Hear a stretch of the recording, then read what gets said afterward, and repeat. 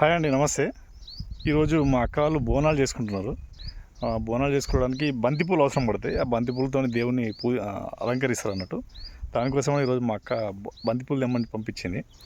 ఇంటికాడ కూడా బంతిపూలు ఉన్నాయి. కాకపోతే ఏంటంటే ఇంటికాడ బంతిపూలు చిన్న చిన్నగా ఉన్నాయి. చేను దగ్గర, మిరప చేను దగ్గర బంతిపూలు పెద్ద పెద్దగా ఉన్నాయి. అక్కడ తీసుకురాపోరా అని మా అక్క సంచి కూడా ఇచ్చి పంపించింది.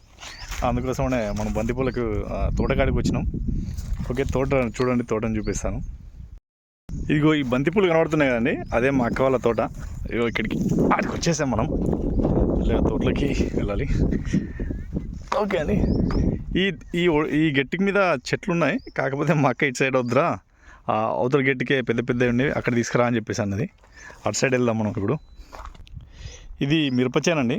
మిరపచేను ఆల్రెడీ మిరపకాయలు కాసాయి. ఇది 2 months వయసున్న తోట ఇది.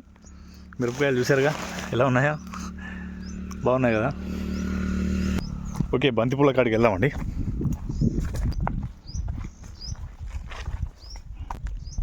గట్టి దగ్గరికి అయితే వచ్చాం.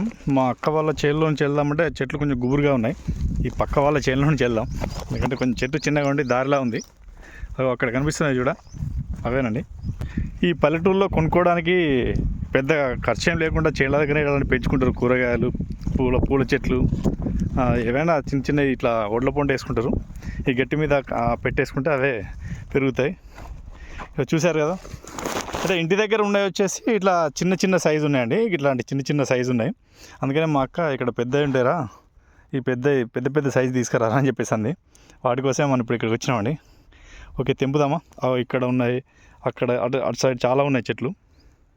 ఈ పూలు తెంపి ఈ సంచులు వేసుకొని పోవాలి మనం ఇప్పుడు. ఓకేనండి, ఫస్ట్ తెంపుదాం. చూసారా పువ్వులు ఎంత పెద్దగా ఉన్నాయో, చేలో ఇట్లా పట్టుకుని కనబడతాయి.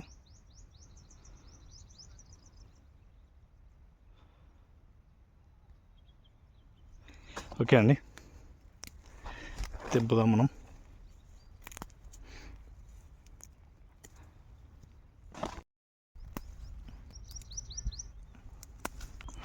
ఈ చేను దగ్గర ఏంటంటే నీళ్ళు ఎంత ఎక్కువ పారకం ఉంటే పూలు అంత పెద్ద పెద్దగా పూస్తూ ఉంటాయి.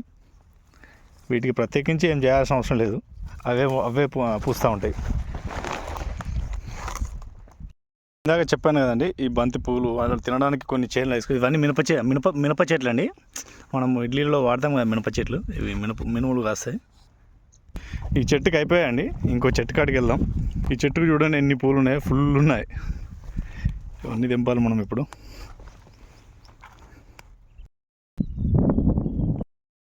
ఎన్ని బంతిపూలు ఉన్నాయో.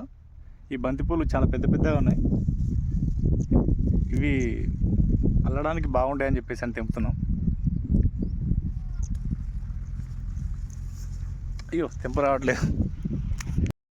చాలా ఉన్నాయండి, దీనికి ఫుల్గా ఉన్నాయి. ఇవన్నీ తెంపేసి సంచులో వేసుకోవాలి.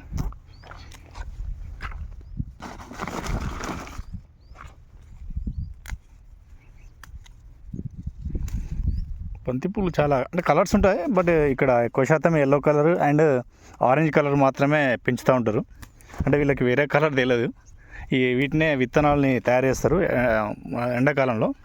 అంటే అయిపోయిన వాటి నుంచి మళ్ళీ ఎండబెట్టేసి విత్తనాలు తయారు చేసి వాటిని ఇక్కడ చేల్లో మళ్ళీ అలుకుతూ ఉంటారు. సామాన్యంగా ఈ బోనాలు అనేది పల్లెటూరులో సండే రోజు మాత్రమే చేస్తారండి. ఈ సండేలా మాత్రమే ఈ బోనాలు చేస్తారు. ఎందుకో మరి, జనరల్గా సండే అందరికి హాలిడే, బట్ ఇక్కడ బుధవారం అంటే ఆదివారం మరి బుధవారం మాత్రమే ఈ బోనాల పండుగ అనేది చేసుకుంటారు. అది సంక్రాంతికి ముందు చేస్తారు. ఈ సంక్రాంతి దాటిన తర్వాత చేయని చెప్పేసి అని సంక్రాంతి ముందే చేస్తూ ఉంటారు బోనాలు. చెప్పేసాం కొన్ని ఉన్నాయి, అవి చిన్నవి అని చెప్పేసి వదిలేశాను. ఆ పక్క చేనులో ముసలైన ఆయనకు దూరం ఉన్న మనుషులు సరే కనబడరు. ఆయన ఏమంటున్నాడంటే, ఎవరు మీరు బంతిపూలు ఎవరు తెంపుకోతున్నారు, ఎవరి మీద అని అడుగుతున్నాను. ఆయన తెలియదు, అంటే దూరం నుండి చూసేసరికి నేను సరే ఆయన కనబడట్లేదు, అందుకని ఆయన ఎవరు మీరు అని చెప్పేసి అని అడుగుతున్నాడు. అంటే ఇక్కడ జనరల్గా పక్కనున్న వాళ్ళని కొంచెం పట్టించుకుంటాం, సిటీలో కాకుండా. చూసారా, మనం ఈ చేనులో ఏదైనా తెంపుతూ ఉంటే ఆయన ఎవరు మీరు, ఎందుకు తెంపుతానని చెప్పేసి అడుగుతున్నాడు. అంటే పల్లెటూరులో రిలేషన్స్ అనేటివి పక్కన క్యాస్ట్ బేస్డ్ కాకుండా మనిషిని ఒకరినొకరు సొంత చుట్టాలు లెక్కనే చూసుకుంటారు.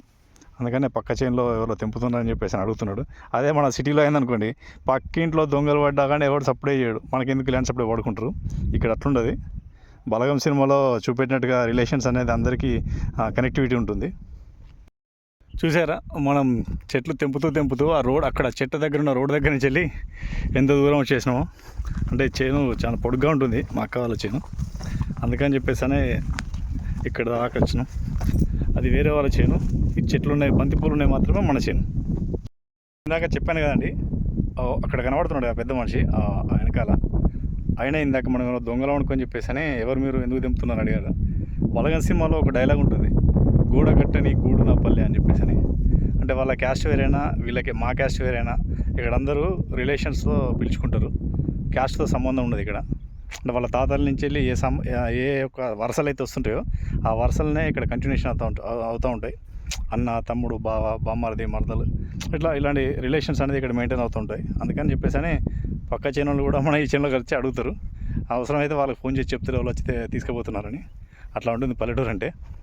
చూడండి, అంటే మిరపకాయలు ఇలా రెడ్గా అయిన తర్వాత ఇలా గ్రీన్ ఉంటాయి. ఫస్ట్ ఆ గ్రీన్ నుంచి వెళ్ళి రెడ్డిష్కి వస్తాయి. ఈ రెడ్డిష్కి వచ్చిన తర్వాత వీటిని తెంపేసి ఆరబెడతారు. ఆరబెట్టేసి వీటిని మార్కెట్కి తీసుకెళ్తూ ఉంటారండి. ఇంకొకటి చెప్పడం మర్చిపోయానండి, ఈ బంతి పూలు ఉన్నాయి కదా, ఈ పూల మధ్యన పురుగులు ఉంటాయండి. జనరల్గా మేము చాలా అబ్జర్వ్ చేస్తుంటాం. ఈ పూల స్మెల్కో ఏమో ఈ పూల మధ్యలో అన్ని పురుగులు వచ్చి వాళ్తూ ఉంటాయి. అంటే ఇందులో ఉంటాయి. దీన్ని విప్పి చూసినప్పుడు అప్పుడప్పుడు కొన్ని పురుగులు బయటకు వస్తూ ఉంటాయి. చూడండి, ఎప్పుడన్నా బంతిపూలు అల్లేటప్పుడు కానీ తెంపేటప్పుడు కానీ కొన్ని పురుగులు ఉంటాయి, చూసి తెంపండి. అన్ని చెట్లకు మొత్తం పూలు తెంపేసాం. ఇగో సంచి అయితే ఇన్ని తెంపాం. ఓకే, మీకు మా విలేజ్, మా ఈ తోటలు, ఈ వాతావరణం, ప్లస్ ఈ మా పూల చెట్లు ఇవన్నీ నచ్చితే, మా సాంప్రదాయాలు కూడా నచ్చితే ఒక లైక్ మాత్రం తప్పకుండా చేయండి. సబ్స్క్రైబ్ చేయడం మాత్రం మర్చిపోకండి. Thank you to all.